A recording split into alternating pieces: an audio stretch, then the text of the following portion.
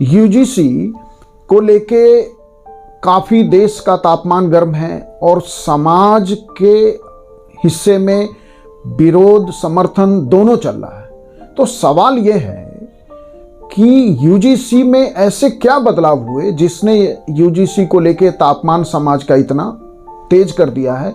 विरोध के स्वर सामने आ रहे हैं, यहाँ तक कि एक ब्यूरोक्रेट ने तो इसके विरोध में त्यागपत्र दिया है। वैसे एकमात्र कारण यह नहीं था उसके रिजाइन करने का, लेकिन एक कारण उसने इसको भी माना है। तो सवाल ये है कि यूजीसी में ऐसा क्या हुआ है। तो देखिए, सबसे पहले तो यूजीसी में जो बदलाव हुआ है पहले हम उसे समझते हैं और फिर उसके कारण जो विरोध है उस पे हम फिर दूसरे पार्ट में बात करेंगे। तो सबसे पहले तो देखिए कि यूजीसी का नाम अब बदल दिया गया है। अब इसका नाम HECI higher education commission of India, भारतीय उच्च शिक्षा आयोग इसका नाम होगा। और अभी तक कॉलेजों में जो प्रवेश है, एडमिशन है, वो साल में एक बार नॉर्मली जून जुलाई अगस्त में होता है। अब साल में 2 बार इस नए बदलाव के बाद आप विश्वविद्यालय में प्रवेश ले सकते हैं, जुलाई अगस्त में और दूसरा जनवरी फरवरी में।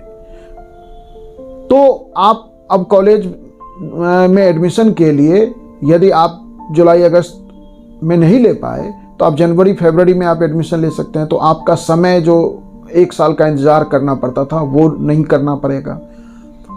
दूसरा जो इसमें बदलाव है कि अकादमिक बैंक ऑफ क्रेडिट बनाया गया है, ABC। सारे रिजल्ट्स इसमें जो है डिजिटली दर्ज रहेंगे, जमा रहेंगे। इससे जो है कि एक कॉलेज से दूसरे कॉलेज में ट्रांसफ़र जो लोग करते हैं या जो छात्र लेना चाहते हैं उनके लिए ट्रांसफ़र की प्रक्रिया आसान हो जाएगी।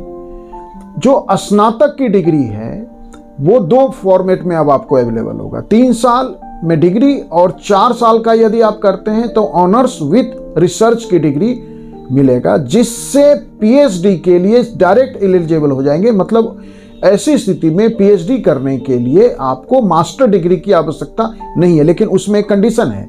कंडीशन यह है कि यदि आपने 4 साल का UG किया है, प्रोग्राम डिग्री लिया है, तो आपके यदि मार्क्स 75% या उससे अधिक अंकों के साथ आपने पास किया है UG अपना डिग्री, तो ऐसी स्थिति में आपको PhD करने के लिए डायरेक्ट आप एलिजिबल हो जाएंगे और आप नेट देने के लिए भी एलिजिबल हो जाएंगे। तो PhD करने के लिए जो मास्टर करने का एक बाध्यता था 4 साल वाले प्रोग्राम से, वो खत्म किया गया है।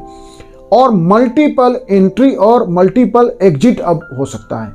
आपने कॉलेज में एडमिशन ले लिया UG प्रोग्राम में, 1 साल बाद आप किसी भी कारण से, व्यक्तिगत कारण से, पारिवारिक कारण से, आर्थिक कारण से आपको लग रहा है कि आप नहीं पढ़ सकते हैं, तो 1 साल के बाद यदि आप सर्टिफिकेट लेके बाहर आ सकते हैं। यदि आपने 2 साल की पढ़ाई कर ली तो आप डिप्लोमा लेके बाहर आ सकते हैं। 3 साल की आपने पढ़ाई कर ली तो आप डिग्री लेकर निकल सकते हैं।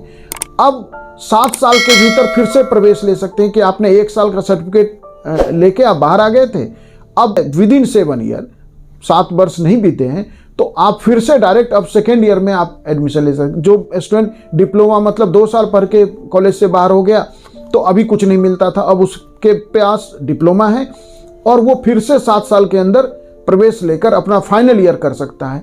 तो ये मल्टीपल एंट्री और मल्टीपल एग्जिट अब संभव किया गया है। PhD करने के लिए 70% जो वेटेज होगा वो आपके नेट स्कोर का होगा और 30% वेटेज अब इंटरव्यू का किया गया है। एक साथ 2 डिग्री आप ले सकते हैं, दोनों डिग्री पूर्णकालिक होगी, बस उसमें एक ऑफलाइन होगा और एक ऑनलाइन मोड में आप ले सकते हैं। कॉलेजों में पढ़ाने के लिए, प्रोफेसर बनने के लिए PhD और नेट की अनिवार्यता खत्म कर दी गई है कि वैसे लोग भी जो अपने विषय के विशेषज्ञ हैं लेकिन वो PhD नहीं है, वो नेट क्वालिफाइड नहीं है, तो भी वो पढ़ा सकते हैं, वो प्रोफेसर हो सकते हैं।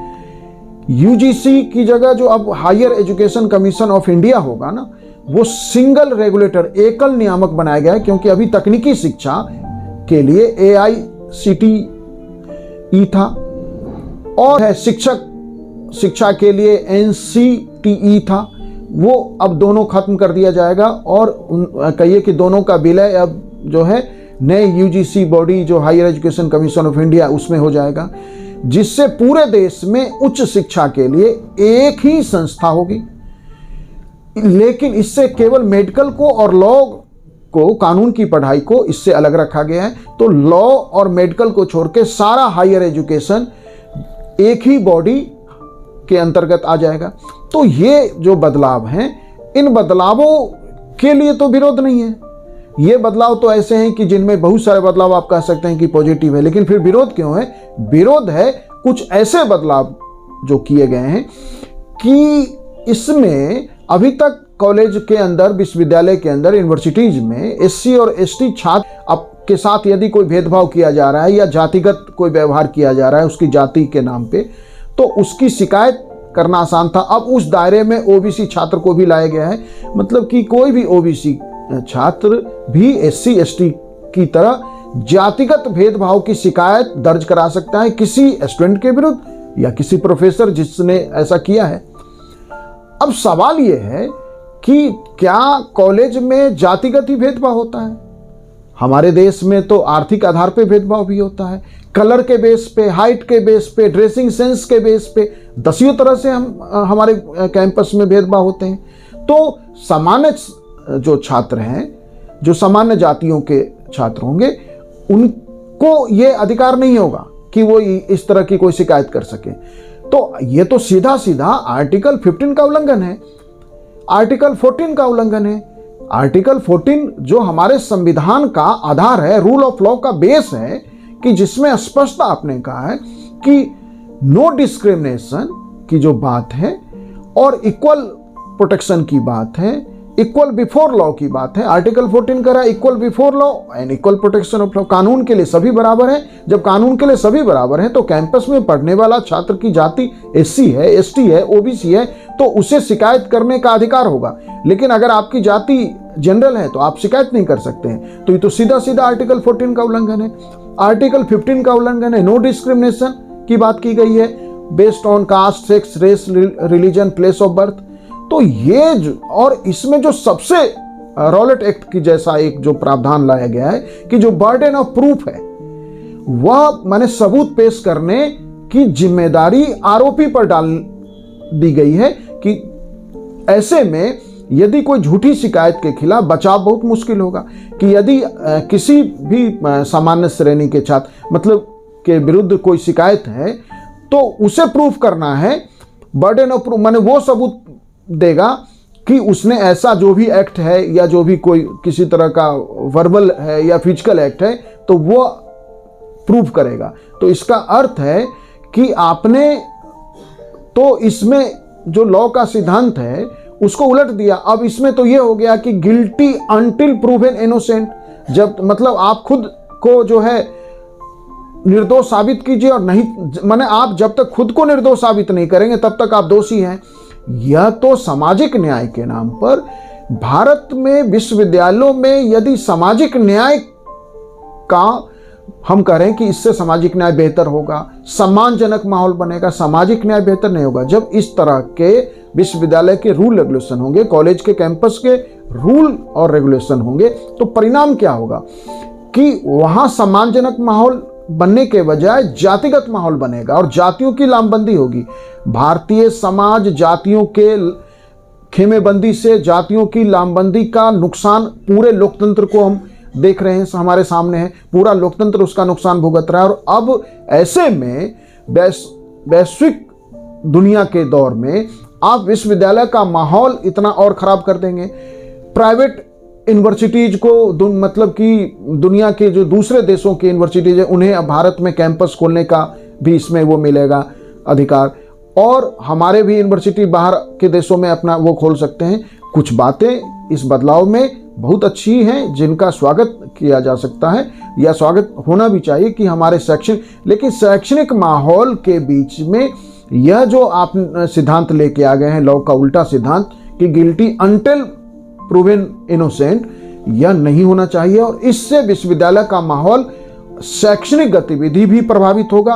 प्रोफेसर और जो भी माने प्रबंधन का या किसी भी तरह से एम्प्लाई हैं, वर्कफोर्स का हिस्सा होंगे, वो हर समय SC, ST और OBC छात्रों के विरोध में वो बैकफुट पे रहेंगे कि कब उनके विरुद्ध कोई झूठी शिकायत कर दी जाए।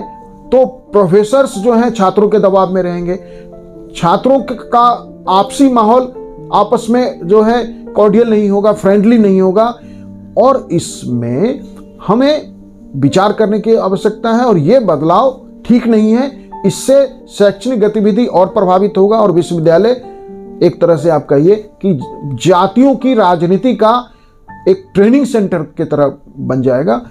और इसके आधार पर आप कहिए कि डिग्री लेके साथ साथ वो ये भी डिग्री जो भारत की सामाजिक और जातिगत माहौल है उसकी डिग्री लेके भी छात्र बाहर आएगा, और समाज को और हम कमजोर करेंगे, समाज और कमजोर होगा इससे। Thank you.